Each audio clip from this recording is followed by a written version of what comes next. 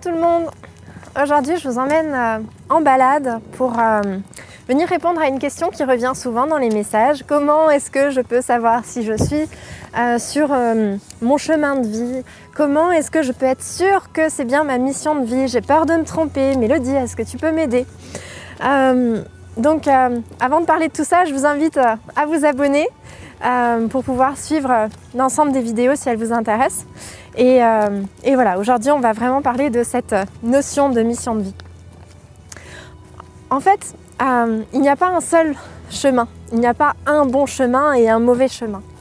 Le seul moyen de savoir si vous êtes sur le bon chemin pour vous-même, c'est d'aller d'en faire l'expérience.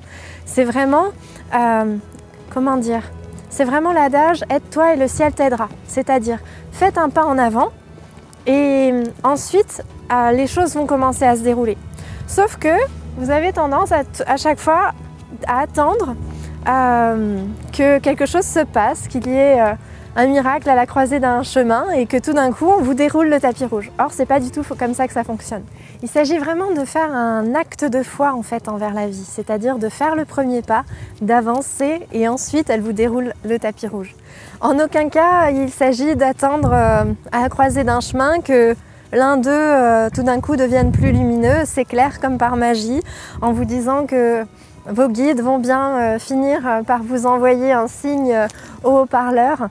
En fait, c'est « aide-toi et le ciel t'aidera », ça veut dire « fais le premier pas et ensuite les synchronicités vont arriver ». D'ailleurs, petit clin d'œil à celles qui se reconnaîtront, qui pour avoir les réponses à ce genre de questions vont utiliser des oracles et lorsque les réponses ne leur conviennent pas, vont recommencer et recommencer et recommencer, ainsi de suite.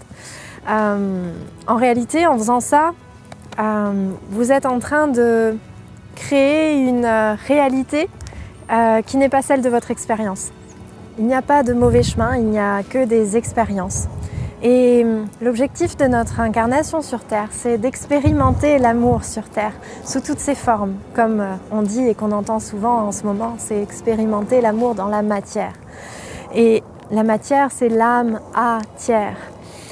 Et pour ce faire, eh bien, l'amour est sur tous les chemins. Il n'y a pas juste un chemin sur lequel est présent l'amour et pas les autres. L'amour est présent sur absolument tous les chemins, à nous de savoir le voir, à nous de savoir le créer et d'être capable de transformer en amour toutes les expériences que l'on rencontre sur notre chemin. Donc commencez à avancer, commencez à tester, à expérimenter et vous verrez, vous sentirez si le chemin résonne pour vous et si vous prenez une autre direction, est-ce que ça résonne encore? L'appel de l'âme, c'est vraiment ça, c'est d'avancer sur le chemin. Ce n'est pas d'attendre de trouver le bon, c'est simplement d'avancer sur le chemin. Et quelle que soit la décision que vous prenez, à tout moment, vous avez le droit de vous demander est-ce que ça résonne encore à l'intérieur de moi? Est-ce que j'ai encore ces vibrations pour ce choix, cette décision que j'ai prise? Et de pouvoir en changer si ça ne résonne plus, tout simplement. Voilà ce que c'est que d'être sur sa mission de vie. C'est simplement de faire en sorte que, au fur et à mesure que vous avancez, eh bien, ça résonne à l'intérieur de vous. Je vous remercie, je vous souhaite une belle fin de journée et je vous dis à très vite pour la suite des aventures en balade. Bye bye!